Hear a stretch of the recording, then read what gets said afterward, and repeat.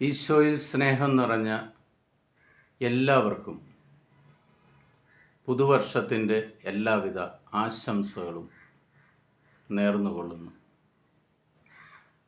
2025 ആണ്ട് ദൈവാനുഗ്രഹത്തിൻ്റെയും ദൈവകരുണയുടെയും നിങ്ങൾ എന്തെല്ലാം മനസ്സിൽ ആഗ്രഹിച്ചിട്ടുണ്ടോ ആ കാര്യങ്ങളെല്ലാം സാധിച്ചു കിട്ടുന്നതിൻ്റെയും വർഷമായി മാറട്ടെ എന്ന് സർവശക്തനായ ദൈവത്തോട് പ്രാർത്ഥിക്കുന്നു. ഒരിക്കൽ കൂടി സന്തോഷത്തിൻ്റെയും സമൃദ്ധിയുടെയും പുതുവത്സരാശംസകൾ എല്ലാവർക്കും നേരുന്നു. ഇന്ന് നമ്മൾ പുതിയ വർഷത്തിൻ്റെ ആദ്യത്തെ ദിവസത്തേക്ക് കടക്കുമ്പോൾ നമ്മുടെ ജീവിതത്തിൽ ഒരു മാറ്റം നമ്മൾക്ക് കൊണ്ടുവരാം. പൂർവപിതാവായ അബ്രാഹാം നമുക്ക് കാണിച്ചു തന്ന ഒരു പ്രവൃത്തി നമ്മുടെ ജീവിതത്തിലും അനുഗ്രഹമായി മാറുവാൻ, അത് നമുക്കും പിന്തുടരുവാൻ ഈ പുതുവർഷത്തിൽ നമുക്ക് തീരുമാനിക്കാം.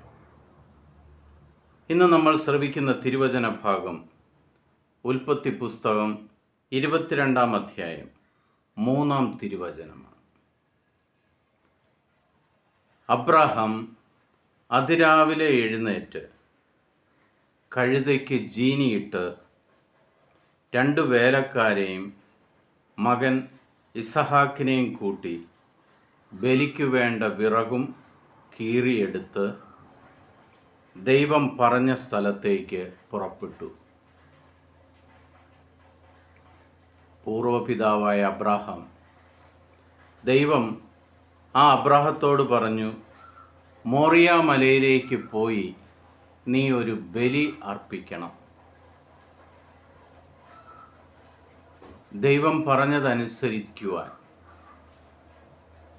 അബ്രാഹാം അതിരാവിലെ തന്നെ എഴുന്നേറ്റ് ദൈവവചനം അനുസരണയ്ക്ക് ഉള്ളതാണെന്ന് മനസ്സിലാക്കിക്കൊണ്ട്, അനുസരിക്കേണ്ടതാണ് പിതാവിൻ്റെ നിർദ്ദേശങ്ങളെന്ന് പൂർണ്ണമായി ഗ്രഹിച്ചുകൊണ്ട് അതിരാവിലെ എഴുന്നേറ്റ് വേലക്കാരെയും മകനെയും ബലിക്കുള്ള വിറകും ഒക്കെയായി യാത്ര പുറപ്പെടുകയാണ്. പ്രിയ സഹോദരീ സഹോദരങ്ങളെ, ഈ 2025 ജനുവരി 1-ാം തീയതിയായ ഇന്ന് നമ്മൾക്ക് ഒരു തീരുമാനമെടുക്കാം. ഈ വർഷം മുഴുവനും ദൈവം എന്നെ വിളിച്ചിരിക്കുന്ന ദേവാലയത്തിലേക്ക് അതിരാവിലെ ഞാൻ എഴുന്നേറ്റ് വചനം മനസ്സിലാക്കി, വചനം കേട്ട് ഉൾക്കൊണ്ടുകൊണ്ട് എൻ്റെ രക്ഷകനും നാഥനുമായ യേശുക്രിസ്തു എനിക്കായി അർപ്പിച്ച ബലി, ആ ബലി വീണ്ടും അർപ്പിക്കപ്പെടുവാൻ,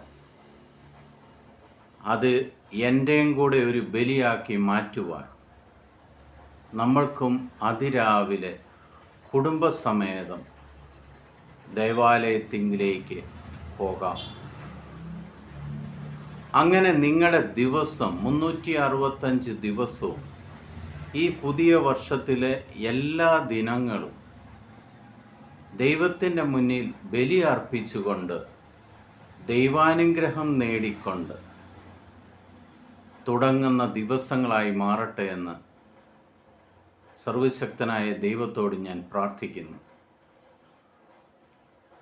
പിതാവായ ദൈവത്തിൻ്റെയും പുത്രനായ യേശുക്രിസ്തുവിൻ്റെയും പരിശുദ്ധാത്മാവിൻ്റെയും കൃപയും അനുഗ്രഹവും ഇന്നും എപ്പോഴും നിങ്ങൾക്ക് സമൃദ്ധിയായിട്ടുണ്ടാകട്ടെ.